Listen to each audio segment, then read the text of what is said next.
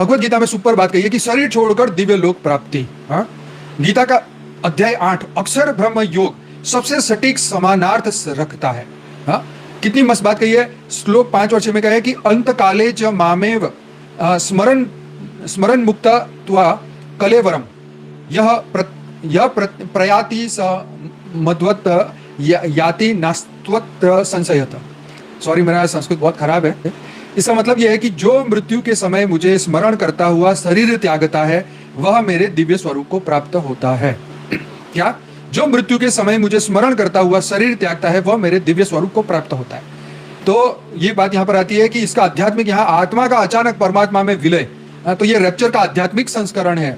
यहाँ आगे श्लोक नंबर 13 में आता है, अब मैं पढ़ता नहीं हूँ श्लोक, सीधा मतलब ही समझाता हूँ कि जो ओम का जप करते हुए देह त्याग करता है वह परम गति मतलब सुप्रीम एसेंट प्राप्त करता है, अर्थात स्वर्ग या ब्रह्मलोक नहीं बल्कि मोक्ष लोक प्राप्त करता है। बराबर। तो यहाँ पर मस्त बात कही गई है कि स्वर्ग की प्राप्ति नहीं, ब्रह्मा को पूरी की प्राप्ति नहीं, सीधा मोक्ष लोक मतलब परम धाम, वहां पर पहुंचता है जो परम गति को प्राप्त करता है। परम गति, सुप्रीम एसेंट, राइट, जो ओम का जप करके त्याग करता है। ऐसा श्लोक नंबर 13 में गीता में कहा हुआ है। पुराणों में प्रलय और दिव्य लोक गमन, अब ये बात हमारे को यहाँ बहुत ही इंपॉर्टेंट बात मिलने वाली है। रैप्चर कर रहे हैं वो। विष्णु पुराण में 6.4.24 में एक श्लोक आता है कि धर्मवंतः जनाः साक्षात विष्णु लोके मह्यते, अर्थात सत्पुरुष सीधे विष्णु लोक जाते हैं। कितनी मस्त बात है। यह ठीक वैसा ही विचार है जैसे faithful believers shall be taken up to the lord. तो जो ऐसा उनके अंदर कहा गया है कि फेथफुल जो बिलीवर है वो सीधे भगवान के पास पहुंचते हैं।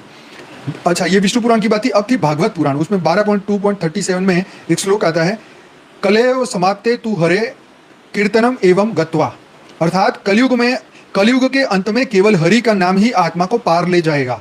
अर्थात जब पृथ्वी पर विनाश हो तो हरि स्मरण करने वाली आत्माएं उद्वारित होकर दिव्य लोक में जाएगी। यह रैप्चर का सामूहिक रूप है। अच्छा, हम कहेंगे क्या सच में ऐसा कुछ हुआ है? तो अभी रामायण की मस्त घटना आएगी। तो रामायण में देवता रूप में आरोहण, तो रामायण कब हुआ आपको बताइए? सतयुग में हुआ, त्रेता में हुआ, ठीक है, द्वापर में कृष्ण अवतार हुआ और कलयुग में वेट कर रहे हैं कल के अवतार का। तो रामायण में, वाल्मीकि रामायण के उत्तरकांड में वर्णन है कि जब श्री राम धरती पर अपना कार्य पूर्ण करते हैं तो रमोडपि ब्रह्मलोक प्रायति, मतलब राम और उनके अनुयायी देह सहित दिव्य लोक चले गए। यह स्पष्ट रूप से एंशिएंट इवेंट है, सामूहिक रूप से दिव्यता की ओर उठ जाना, राइट। तो राम और उनके साथ उनके भाई थे, राम, लक्ष्मण, भरत, शत्रुघ्न और आई थिंक अभी आगे मैं नाम बताता हूँ और भी अगर रह गया तो वो सब साथ में जो है वो ऊपर के लोग, साकेत लोग चले थे।